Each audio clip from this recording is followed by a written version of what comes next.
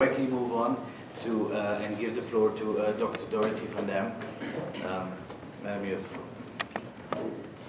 Thank you very much. Hello. Thank you, Mr. Qureshi, for this opportunity to speak at this event.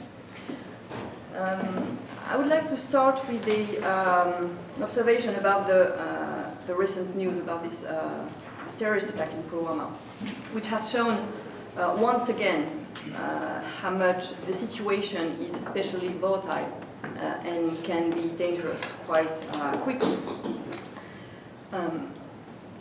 Jammu and Kashmir-based insurgent groups have been used and will continue to be used as strategic assets in Pakistan's asymmetric warfare against India. That is nothing new. The links between the military on the one hand and the insurgent groups on the other hand is the result of several phenomena. The first one is the links between the military recruits and the insurgents' social groups. They know each other, they know of each other. The second phenomena is the collaboration with, or at the very least, sympathy for insurgent groups' causes. The third phenomenon is the growing number of extremist elements within the armed forces. And what we have seen in the latest elections is the success of the army into enforcing their policy of mainstreaming insurgents in political life as a way to try and diffuse the threat that they represent, when in fact doing so just give them a platform to express or to diffuse their extremist views. So we have this on the one hand. On the other hand, we have the nuclear question. So basically the state of the nuclear command and control and Pakistan's nuclear doctrine. Well, I won't be learning anybody anything by saying that Pakistan has the fastest growing nuclear stockpile in the world today. A very worrying trend is that this development puts special emphasis on tacticalization, miniaturisation of nuclear weapons. That is the development of low-yield tactical nuclear weapons, of small-scale battlefield weapons. There's a belief that this kind of weapons will provide a better deterrent than strategic nuclear weapons because they lower the threshold, the nuclear threshold, so the threshold beyond which Pakistan is willing to use nuclear weapons. This is combined with the Pakistani nuclear doctrine, which is basically what a scholar in Pakistan has called the option enhancing policy. It's a very vague doctrine, and we see that Pakistan has expressed willingness to use tactical nuclear weapons, even in the case of a conventional incursion by India. So, based on this doctrine, for low-yield tactical nuclear weapons to represent a credible defense and provide a robust deterrence, they need to be in a near constant battle-ready mode. They are battlefield weapons, so they are in fact under the control of theater commanders. So when we basically assemble the first problem of insurgent groups, the links between insurgent groups and the military, and the second issue, which is the nuclear question, well, the threat comes from several areas. The first one, the risk of a nuclear exchange, comes from the fact that the nuclear structure is vulnerable today to elements within the armed forces that have adopted an extremist ideology or that sympathize with insurgents. There has been a gradual radicalization in the Pakistan army, especially since the end of the 1990s. So the insider threat is actually real. And there are more and more supports for insurgent groups within the armed forces.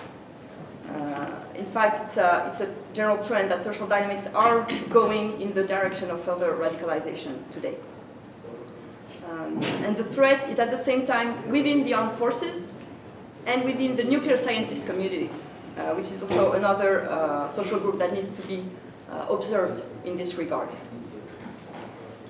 And so the threat is that in a crisis situation, which is in a sense fluid and fast changing, where the decision has to be made extremely quickly, Tactical weapons that are available and ready to use on the battlefield actually represent a threat of a nuclear exchange because they are an opportunity for non-state actors to reach tactical nuclear weapons, to get their hands on that kind of weapons. The risk of a nuclear exchange, while the decision to deploy them is taken at the highest level, which is the structure of nuclear installations in Pakistan, the actual use of tactical nuclear weapon would be left to the commander in the field.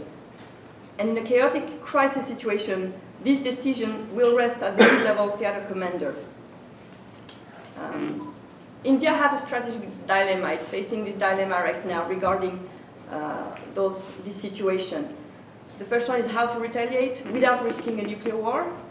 And the second dilemma that they're facing is that the urge to act, especially nowadays, is pretty serious given the domestic context in India, between Modi's long-standing pledge to punish Pakistan, to act on the situation with Pakistan, and the upcoming re-election, where he might want to increase his own standing to get the votes.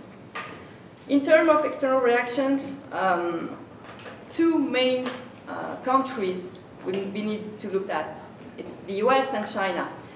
The problem with the US today is that with the Trump's administration, it's unpredictable whether they would intervene, especially with Trump's willingness to pull out completely from Afghanistan, which increases Pakistan's importance in this regard. China actually has some credibility, and China applying pressures with sufficient sanctions and measures could actually curb the danger of a nuclear exchange.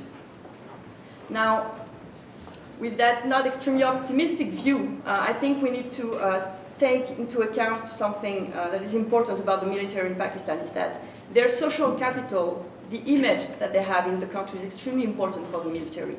And they would not risk damaging the credibility of the institution as savior of the nation, as guardian of Pakistan. So they are, in fact, very careful about the screening process, about who has access to the nuclear weapons, which lowers somewhat the risk of a nuclear exchange. Thank you.